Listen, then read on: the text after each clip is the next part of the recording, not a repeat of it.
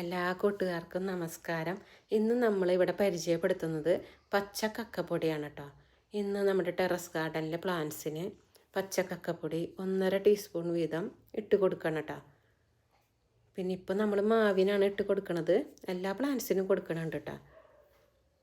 പിന്നെ ഇത് തടിയോട് ചേർന്നൊന്നും ഇട്ട് കൊടുക്കരുത്, കുറച്ച് അകത്ത് ഇട്ട് കൊടുത്തിട്ട് ഒന്ന് മണ്ണിളക്കി കൊടുക്കുക. പിന്നെ ഇപ്പം മഴയുള്ള കാരണം കൊണ്ട് നമുക്ക് നനച്ച് കൊടുക്കണ്ട, അല്ലാന്നുണ്ടെങ്കിൽ നമ്മളൊന്ന് നനച്ച് കൊടുക്കണം കേട്ടോ. പിന്നെ മണ്ണിൽ നമ്മൾ ഇടയ്ക്കൊക്കെ ടെറസിൽ ഡ്രമ്മിലായാലും താഴെ ആയാലും നമ്മൾ പച്ചക്കറി വേസ്റ്റും വളങ്ങളും ഒക്കെ ഇട്ട് കൊടുക്കില്ലേ, അപ്പോൾ ഒരു സ്വാഭാവികമായിട്ട് അതിനൊരു പുളിപ്പുണ്ടാവും.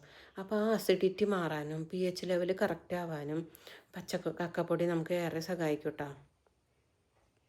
പിന്നെ ചെടികൾ നല്ല ആരോഗ്യത്തോടെ വളരാനും പൂക്കളുണ്ടാവാനും കായ കൊഴിഞ്ഞു പോകാതിരിക്കാനൊക്കെ ഇത് ഉപകരിക്കും. പിന്നെ നല്ല മഗ്നീഷ്യം കിട്ടും, നല്ല ഇലകൾക്ക് നല്ല പച്ച നിറം കിട്ടും കേട്ടോ.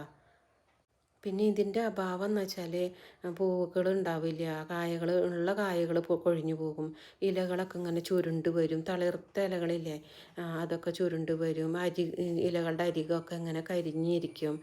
അപ്പോൾ പിന്നെ ചെടിക്ക് ആരോഗ്യം ഉണ്ടാവില്ല. അപ്പോൾ നമ്മൾ തീർച്ചയായിട്ടും കാൽസ്യം കക്കപ്പൊടി ഇട്ട് കൊടുക്കണം കേട്ടോ. ഇത് വർഷത്തിൽ 2-3 പ്രാവശ്യം ഇട്ട് കൊടുക്കാം. ഇത് ഒരു പ്രാവശ്യം നമ്മൾ ഇട്ട് കൊടുത്താൽ പിന്നെ ഒരാഴ്ചയൊക്കെ കഴിഞ്ഞ് കഴിഞ്ഞിട്ട് അടുത്ത വളം നമുക്ക് ഇട്ട് കൊടുത്താൽ കേട്ടോ. അപ്പോൾ എല്ലാവരുടെയും പ്ലാന്റ്സിന് പച്ചക്കക്കപ്പൊടി ഇട്ട് കൊടുക്കണം കേട്ടോ.